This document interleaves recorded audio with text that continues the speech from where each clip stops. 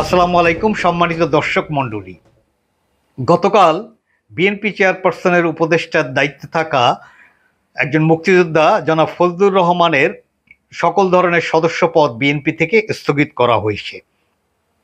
জুলাই গণ অভ্যুত্থান নিয়ে ক্রমাগত অসংগত বক্তব্য রাখার জন্যই তার বিরুদ্ধে বিএনপি এই ব্যবস্থা নিয়েছে।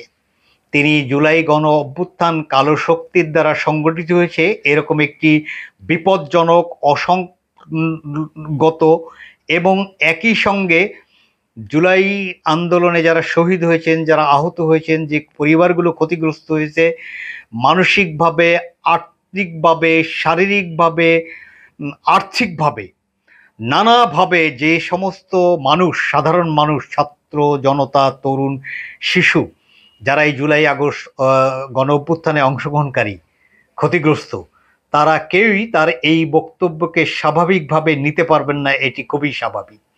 এ নিয়ে ব্যাপক প্রতিক্রিয়া লক্ষ্য করা গেছে গণমাধ্যম, সামাজিক যোগাযোগ মাধ্যম, নানা শ্রেণী পেশার মানুষের মধ্যে।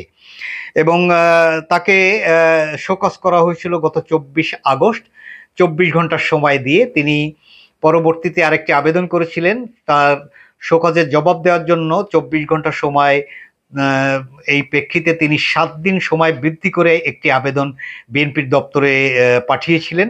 সেই আবেদনের প্রেক্ষিতে আরও অধিকতর 24 ঘন্টা সময় বাড়িয়ে 26শে আগস্টের মধ্যে তাকে জবাব দেওয়ার জন্য নির্দেশ দেওয়া হয়েছিল। তিনি জবাব দিয়েছেন। 11 দফায় তিনি তার আত্মপক্ষ সমর্থন করে ব্যাখ্যা দিয়েছেন এবং সেই ব্যাখ্যা সম্পূর্ণরূপে সন্তুষ্ট করতে পারেনি বিএনপিকে, যার কারণে বিএনপি চেয়ারপারসনের উপদেষ্টা ফজলুর রহমানের দলীয় প্রাথমিক সদস্য পদ সহ সব পর্যায়ের পদ 3 মাসের জন্য স্থগিত করেছে। দলীয় সদস্য পদ স্থগিত হওয়ার পরে সাংবাদিকদের কাছে এর প্রতিক্রিয়ায় তিনি জানিয়েছেন চিঠি হাতে পাননি, হাতে পেলে তিনি এ ব্যাপারে আনুষ্ঠানিক বক্তব্য দিবেন। আমরা আশা করি যে তিনি এবারে অন্তত কথা বলার ক্ষেত্রে সঙ্গত আচরণ করবেন। দলীয় চিঠিতে যে চিঠিতে ওনার বিরুদ্ধে ব্যবস্থা গৃহীত হয়েছে বলে যে চিঠি দেওয়া হয়েছে, সেই চিঠিতে বলা হয়েছে আপনার আবেদনের প্রেক্ষিতে 24 ঘন্টার সময় ইতিপূর্বে বর্ধিত করা হয়েছিল, কিন্তু আপনি কারণ দর্শানোর নোটিশের যে জবাব দিয়েছেন তা সন্তোষজনক নয়। তথাপিও বীর মুক্তিযোদ্ধা হিসেবে মুক্তিযুদ্ধে আপনার অবদান বিবেচনা করে কঠোর সাংগঠনিক ব্যবস্থা গ্রহণ না করে আপনার দলীয় প্রাথমিক সদস্য পদ সহ সব পর্যায়ের পদ 3 মাসের জন্য নির্দেশক্রমে স্থগিত করা হলো। চিঠিতে আরও বলা হয়, এখন থেকে আপনি টকশো বা সামাজিক যোগাযোগ মাধ্যমে কথা বলার সময় দেশের মর্যাদা ও দলের নীতিমালা যাতে ক্ষুণ্ণ না হয় এবং দেশের জনগোষ্ঠীর ধর্মীয় অনুভূতিতে আঘাত না লাগে সে বিষয়ে সর্বদা সতর্ক থাকবেন। আমরাও বিএনপির এই চিঠির সাথে প্রত্যাশা করি ফজলুর রহমান সাহেব একজন বীর মুক্তিযোদ্ধা। মুক্তিযুদ্ধে তার অসামান্য অবদান আছে। তিনি একজন সিনিয়র পলিটিশিয়ান।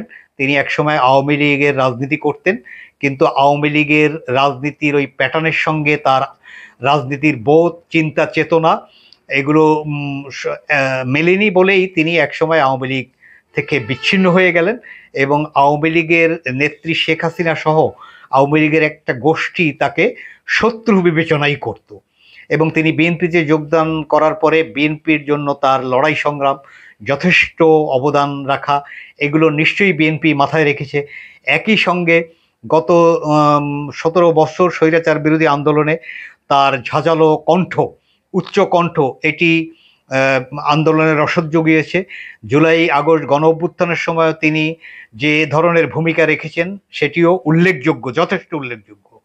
টকশোতে তার কথা, তার বয়স বিবেচনা সত্ত্বেও তিনি যে সাহসী ভূমিকা রেখেছেন, এগুলো নিশ্চয়ই বিএনপি বিবেচনায় রেখে তার ব্যাপারে একটি সহনশীল শাস্তিমূলক ব্যবস্থা নিয়েছে। এটি আমরা যারা সাধারণ নাগরিক, আমরা ইতিবাচক দৃষ্টিতে যে সব কিছু দেখতে যারা অভ্যস্ত, তারা এরকমটাই মনে করি। তবে এর আগে ফজলুর রহমান সাহেব 24 ঘন্টার সময় বর্ধিত করে নিয়ে তিনি যথাসময় জবাব দিয়েছেন। 11টি দফায় তিনি যে কথা উল্লেখ করছেন মোটা দাগে এগুলো এরকম: তিনি কুরুচিপূর্ণ বক্তব্য দেননি এটি দাবি করেছেন। জুলাই আগস্টের শহীদদের প্রতি সর্বোচ্চ শ্রদ্ধা তিনি জানিয়ে আসছেন এটি তিনি দাবি করেছেন। তিনি বলছেন, অত্যন্ত দুঃখের সঙ্গে এই অভিযোগটি অস্বীকার করে আমি বলতে চাই, আমি কোনোদিন কুরুচিপূর্ণ বক্তব্য দেইনি যা আমার স্বভাব এবং চরিত্রের বিপরীতে। এবং তিনি একই সাথে দাবি করেছেন, তিনি প্রথম 2024 সালের 16ই জুলাই রংপুর বিশ্ববিদ্যালয়ের শহীদ আবু সাইদকে পুলিশ সরাসরি বুকে গুলি করার হত্যা করার পরে তিনি বলেছিলেন সে এই 21 শতাব্দীর প্রথম বীরশ্রেষ্ঠ, এটি তিনি দাবি করেছেন। একই সঙ্গে ধর্মীয় অনুভূতির ব্যাপারে তিনি বলেছেন, তিনি একজন দৃঢ় বিশ্বাসী মুসলমান এবং ইসলাম ও আল্লাহ রাসূলে তার অটল আস্থা রয়েছে। ফলে ধর্মীয় অনুভূতিতে আঘাত দেওয়া সম্পর্কিত অভিযোগ তিনি এভাবে অস্বীকার করেছেন। তবে তিনি এটাও দাবি করেছেন, জামাত ইসলামী সহ ধর্মের ব্যবসায়ীদের বিরুদ্ধে তিনি রাজনৈতিকভাবে সব সময় কথা বলছেন এবং ভবিষ্যতেও বলবেন। ফজলুর রহমান আরও তিনি এখানে উল্লেখ করেছেন, মুক্তিযুদ্ধকে অস্বীকার করার প্রবণতার বিরুদ্ধে তিনি নিয়মিত বক্তব্য দিয়েছেন এবং জামাত শিবিরকেই তিনি কালো শক্তি হিসেবে চিহ্নিত করেছেন। এছাড়াও তিনি আরও বেশ কিছু কথা ওই জবাবের মধ্যে বলেছেন এবং সর্বশেষ তিনি বলেছেন, দলের ক্ষতি হয় এমন কোনো কাজ তিনি কখনো করেননি এবং ভবিষ্যতে করবেন না। বিএনপি নেতৃত্বের উপর তার পূর্ণ আস্থা রয়েছে এবং দলের বৃহত্তর স্বার্থে তিনি সব সিদ্ধান্ত মেনে নেবেন। অত্যন্ত সঙ্গতভাবেই তিনি যথেষ্ট সহবত রেখেই কারণ দর্শানোর নোটিশ জবাব দিয়েছেন। কিন্তু জুলাই গণ অভ্যুত্থানকে কালো শক্তির দ্বারা সংগঠিত এই বিষয়টি নিশ্চয়ই কেউই মেনে নিতে পারবেন না। এটি অত্যন্ত খেই হারানো বক্তব্য, অসঙ্গত বক্তব্য। এটি জুলাই গণ অভ্যুত্থানে ক্ষতিগ্রস্ত সকল পক্ষকেই নিশ্চয়ই বেদনাহত করবে, তারা ক্ষুব্ধ হবেন, এটিই স্বাভাবিক। তবে ফজলুর রহমানের বিষয়ে একটু বলতে চাই যে ফজলুর রহমানের বিগত দিনে রাজনীতিতে তার অবদান, মুক্তিযুদ্ধে অবদান, জুলাই আগস্ট গণ অভ্যুত্থানে তার ভূমিকা, সব কিছু ঠিক আছে, কিন্তু 5ই আগস্টের পরে আমরা দেখছি তিনি খেই হারিয়ে ফেলছেন, মেজাজ হারিয়ে ফেলছেন। তিনি হঠাৎ করে এমন এমন কিছু কথা বলছেন যেটি সহজে গ্রহণ করা বিপুল সংখ্যক মানুষের পক্ষেই সম্ভব না। যেমন জুন মাসে আমরা জানি, সম্ভবত 13ই জুন, তারেক রহমান সাহেবের সঙ্গে লন্ডনে প্রফেসর ইউনূসের যে বৈঠক, তার পূর্বে তিনি এরকমটা বলেছিলেন যে উপায়ন্তর না পেয়ে অবশেষে ডক্টর ইউনূস 12 ঘন্টা প্লেন চালিয়ে লন্ডন গেছেন তারেক রহমান সাহেবের সাথে দেখা করতে। এটি একটা অত্যন্ত অসঙ্গত এবং একজন সম্মানী মানুষেরকে অসম্মানিত করার মতো একটি প্রবণতা। এবং 12 ঘন্টা প্লেন চালিয়ে ডক্টর ইউনূস প্লেন চালান, এই ধরনের কথা তিনি কেন বলেছেন আমি জানি না। আমার ধারণা তিনি আসলে কোনো উত্তেজনাবশত খেই হারিয়েছেন, তিনি তার মেজাজের উপরে নিয়ন্ত্রণ রাখতে পারছেন না, এটি বেশ অনেক দিন ধরেই দেখা যাচ্ছে। এবং এই বয়সের একজন পোড় খাওয়া সিনিয়র পলিটিশিয়ান তিনি যদি কথাবার্তায় অসঙ্গত হয়ে যান, তার বাক্য চয়নে যদি একেবারে মানে কটু মনোভাব প্রকাশ পায়, যে ধরনের কথা আনপার্লামেন্টারিয়াল বলি আমরা, সেই ধরনের কথা যদি তিনি রাজনৈতিক বক্তৃতার ভাষায় টকশোতে ব্যবহার করেন, নিশ্চয়ই সেটা দুর্ভাগ্যজনক। এবং ফজলুর রহমানের বিরুদ্ধে শোকজ করাটা বিএনপির আরও আগে উচিত ছিল, এরকমটা মনে করার বহু লোক আছে। এমনকি শোকজ না করলেও অ্যাটলিস্ট দলের হাইকমান্ড থেকে তাকে কথা বলে তার আচরণ কথাবার্তা যে লাগামহীন হয়ে যাচ্ছে এ ব্যাপারে তাকে সতর্ক করা এবং তাকে নিয়ন্ত্রণের মধ্যে আনার পদক্ষেপটা অত্যন্ত জরুরি ছিল। সেটি বিএনপি নিয়েছেন কিনা আমাদের জানার মতো কোনো সুযোগ নাই, তবে আমরা ধরে নিচ্ছি নেয়নি। এবং এই না নেওয়াটা এবং এই দেরি করাটাও বিএনপির রাজনীতির জন্য খুব সুখকর কিছু হয়নি। ড্যামেজ যেটুকু হয়েছে ফজলুর রহমানের যতটা হয়েছে, নিশ্চয়ই বিএনপিরও কিছু ড্যামেজ এই সমস্ত কথাবার্তা এবং লাগামহীন আচরণে হয়ে গেছে। তারপরও লেট বেটার দ্যান নেভার, অবশেষে তার বিরুদ্ধে শোকজ হয়েছে এবং তাকে যথেষ্ট সহনশীল একটি সাংগঠনিক ব্যবস্থা তার বিরুদ্ধে গ্রহণ করা হয়েছে। কিন্তু আমি অন্য আরেকটি দিকে একটু দৃষ্টি আকর্ষণ করতে চাই। ফজলুর রহমান সাহেব যদি তার অপরাধের মাত্রায় কেউ বিক্ষুব্ধ হন, তিনি তার বিরুদ্ধে আইনগত ব্যবস্থা নিতে পারেন, সেই অধিকার তার আছে, যেটি ফজলুর রহমান সাহেব নিজেও তিনি বলেছেন যে আমি যদি কাউকে ওইভাবে ক্ষতিগ্রস্ত করি তিনি আইনগত ব্যবস্থা নেবেন। কিন্তু ফজলুর রহমান সাহেব একটি ফ্ল্যাটে ভাড়া থাকেন, সেই ফ্ল্যাটে নিশ্চয়ই আরও অনেক বাসিন্দা আছে, সেখানে একটা মব সৃষ্টি করার যে চেষ্টা হলো, যদিও সংখ্যায় অত্যন্ত কম ছিল, সেটি কোনো কারণেই উল্লেখ করার মতো না, সেটি কেন করা হলো? এটি তো অত্যন্ত অসঙ্গত এবং এটা এক অর্থে বেআইনিও বটে। আপনি কারো প্রাইভেসি নষ্ট করতে পারেন না। সেখানে ফজলুর রহমান সাহেব এবং তার পরিবার ছাড়াও আরও তো অনেক অনেক বাসিন্দারা সেই ফ্ল্যাটে থাকেন। সেখানে একটা মব সৃষ্টি করা হলো, একটি ভীতির পরিবেশ তৈরি করা হলো। এমনকি কিছু ছেলে মেয়েকে দেখলাম, বিশেষ করে একটি মেয়ে, টিনের চালে কাউয়া, তার বিপরীতে তিনি যে বাক্যটি বললেন আমার পক্ষে বলা সম্ভব না। তবে এই ছেলে মেয়েদের পিতামাতা কারা, তারা কি শিক্ষা দিয়েছেন এই ছেলে মেয়েদেরকে? এই স্লোগান দেওয়ার পরে সেই মেয়েটি যখন বাড়িতে যায় তখন তার পিতামাতা অভিভাবকরা কি প্রতিক্রিয়া ব্যক্ত করেন, আমি খুব আশ্চর্য হয়েছি। এবং এটি অসভ্য, অভব্য। 1, 2, 3, 4 এর বিপরীতে কি বাক্য ব্যবহার করেছেন সেটিও আমাদের পক্ষে বলা সম্ভব না। এই ধরনের কেন মব করা হবে? কেন ফজলুর রহমানকে গ্রেপ্তারের দাবি করা হবে? গ্রেপ্তার করার মতো অফেন্সটা তিনি কি করেছেন? বরঞ্চ তাকে ভীতি সৃষ্টি করা, ওই ফ্ল্যাটের বাসিন্দাদের জন্য ভীতি সৃষ্টি করা, এটি পাবলিক নিউসেন্স ক্রিয়েট করা, এটি বরঞ্চ আইনসম্মত নয়। আমরা লড়াইটা, ফজলুর রহমান সাহেব যে ভুল করেছে তার থেকে মারাত্মক ভুল হয়ে যেত যদি ওইখানে একটি মব সৃষ্টি করে আর কোনো ধরনের বড় দুর্ঘটনা ঘটনা হতো, যেটি অনেকেরই প্রবণতা বলে মনে করা হয়। একদল মানুষ আছে, তাদের প্রতিক্রিয়াকে স্বাভাবিক প্রতিক্রিয়া মনে করার কোনো কারণ নাই। আওয়ামী চেতনা বলে একটি মুক্তিযুদ্ধের চেতনা আছে, আমরা তাকে কখনোই সমর্থন করি না।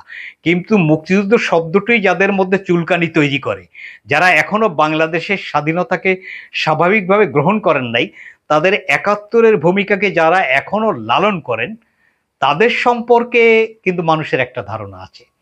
তারা ঘর পোড়ার মধ্যে আলু পোড়া দিয়ে কোনো স্বার্থ সিদ্ধি করতে চান, এমনটি একটা প্রবণতা কিন্তু ফজলুর রহমানকে কেন্দ্র করে নানা ঘটনা পরস্পরায় কিন্তু দেখা গেছে। এটি কিন্তু বিপজ্জনক। এ ব্যাপারে যারা করছেন তারা বোধহয় থামবেন না, তবে আমাদের বাকি মানুষগুলোকে সতর্ক হওয়া দরকার।